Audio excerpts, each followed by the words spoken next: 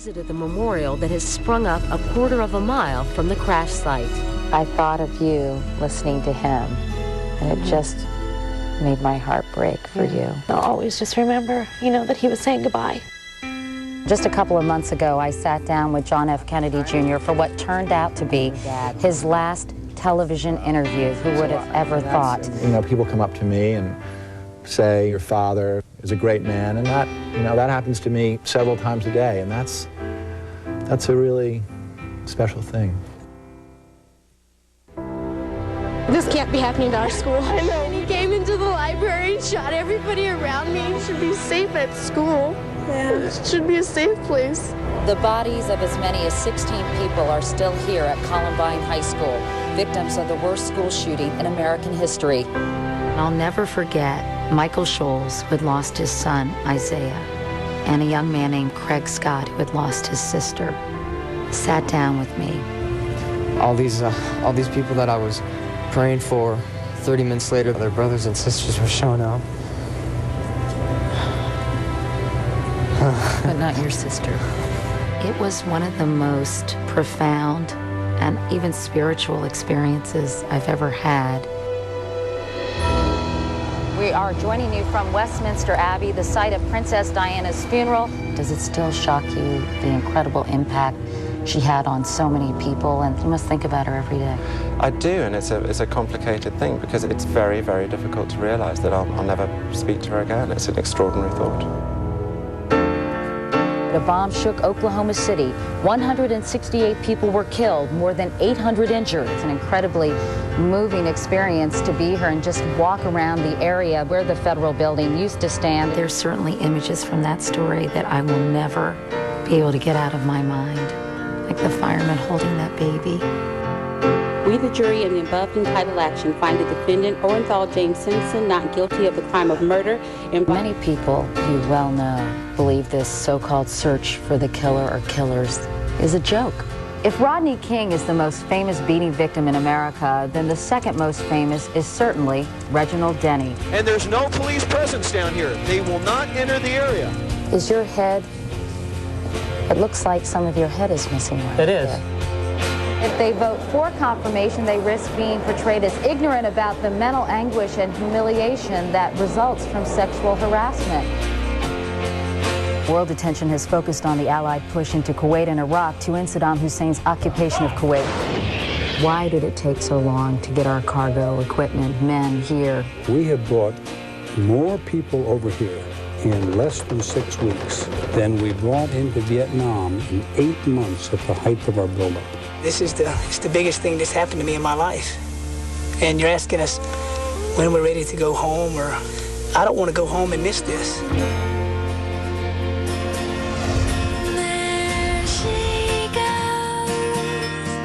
There she goes again, racing through my brain. There are days I watch what she does on the air and I think I couldn't do that. And I don't know that many people could.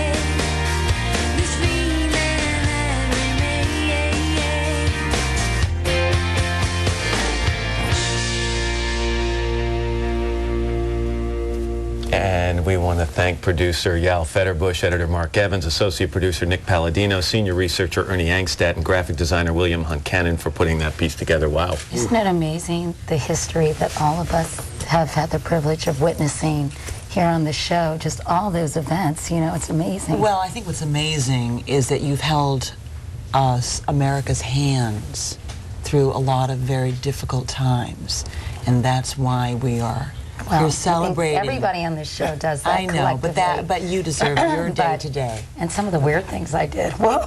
Yeah, well, we could do a whole 3-hour show. And in fact, we're going to. And you'll be glad. So thank much more of our celebration. But first, this is Today on NBC.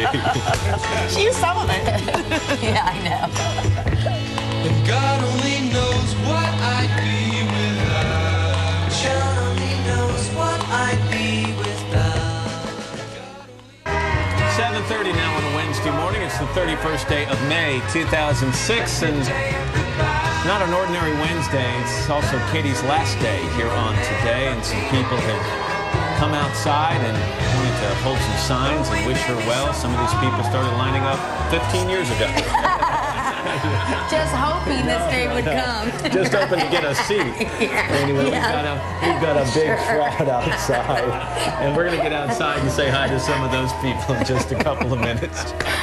Meanwhile, inside Studio 1AM, Matt Lauer, along with the guest of honor this morning, Katie Couric. This is fun because you're doing all the work today. You know what I was thinking yesterday for some reason? You know, over the 10 years we've sat next to each other, you know how many notes we've written each other? Yes, that we'd get in a lot of trouble if people saw. Can you imagine if I had said, you know, Katie, I've saved every one of them. and I put them in a book. And I'm selling them. It would be the last day either of us worked in this business, but it's one of the things I like to remember.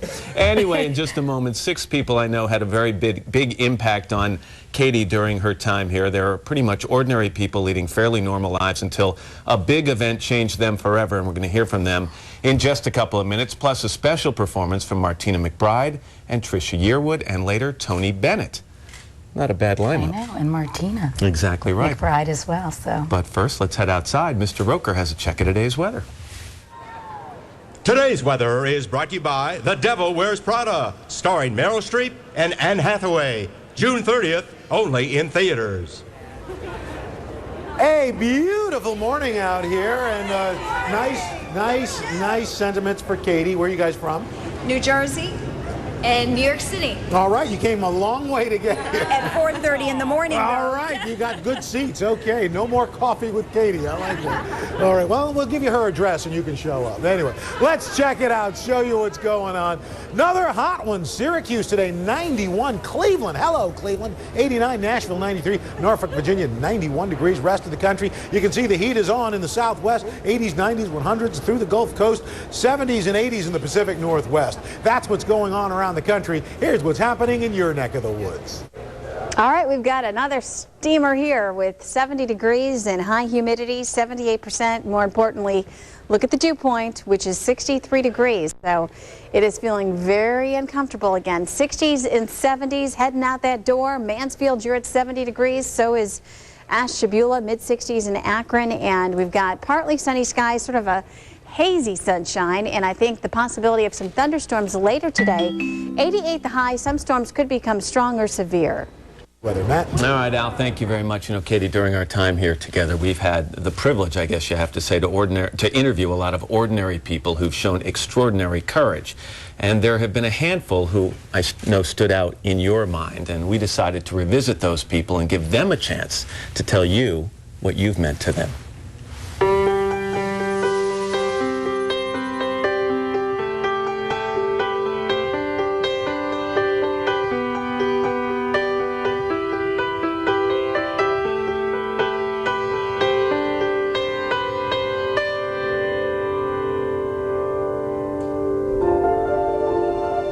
My name is Trisha Miley.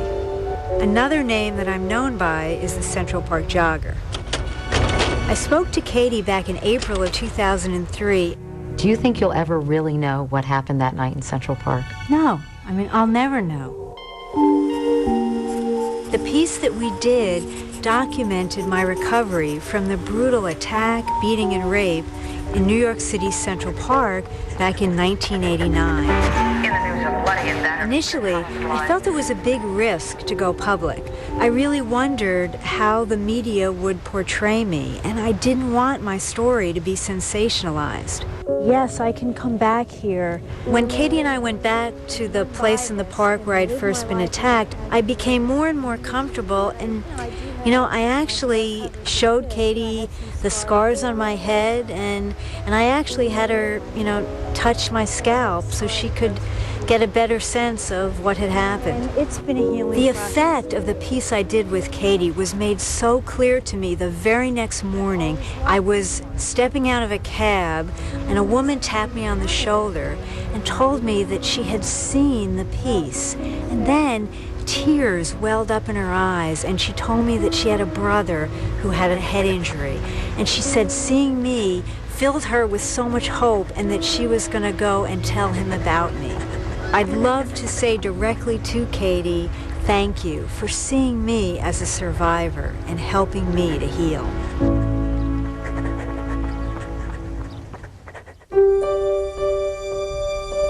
My name is Orly Brown. I don't think I've done that much, but you would probably say that I've helped students in and out of college.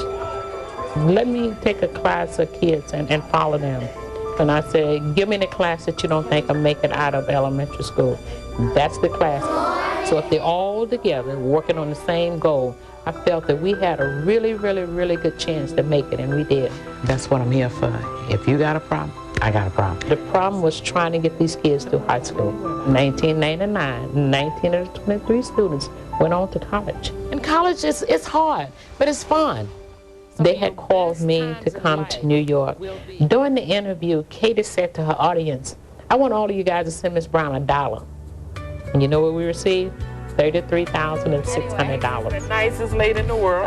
Katie was so sincere. For more information about how you can contribute. Every 4 years, a group of my kids graduate and go on to college, and every 4 years, I pick up another first grade class. God bless me. He really did. And so I have an obligation, as long as I live, to try to make some boy and some girl's life a little bit easier than mine. And that's all I work for. I work to make sure that they can go to college. My baby.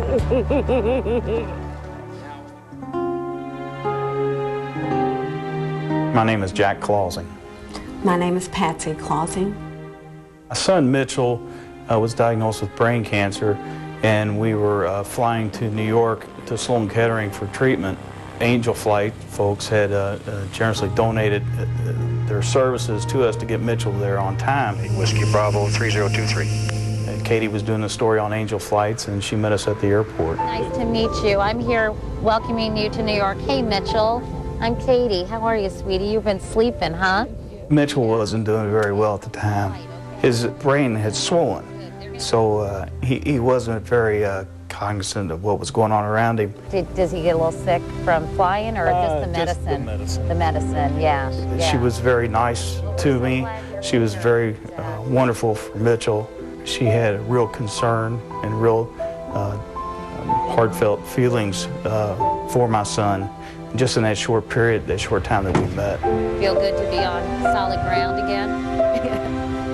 I just couldn't believe that he was involved with such a caring Angel Flights, Katie, the Today Show. I was just so proud. He battled that for 13 months, and he passed away in January 31st, 2004. He's so much a part of our life. There isn't going to be a day that goes by that we don't talk about him.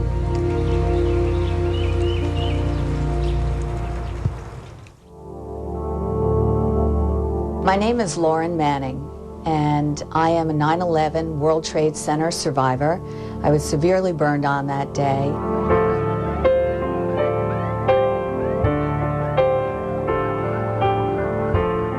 Six months after 9/11, my husband had published a book, Love, Greg and Lauren, and it was at that time that Katie invited us on the show.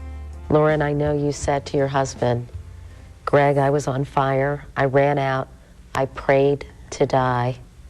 Then I decided to live for Tyler and for you. It was a fleeting moment because I did not want to die. I prayed to God, I screamed to God to let me live for Tyler and my husband. That's what I wanted to do. I just wanted to live. It works out not only your legs. In meeting her and talking to her, I felt that it helped heal me as well. It was something from the inside out that in sharing my story really impacted me personally and very positively, just to share it with the world out there and know that she was at my side doing it. But you've come so far. But through hard work, I mean, there's no way I'm not going to have 100% functionality. I won't let it happen. So Thousands upon thousands of letters and gifts and notes and emails came as a result of being on the show. To this day, I am enormously thankful to what Katie was able to do, along with my husband's beautiful book, reaching out to the masses and getting them involved in my particular struggle.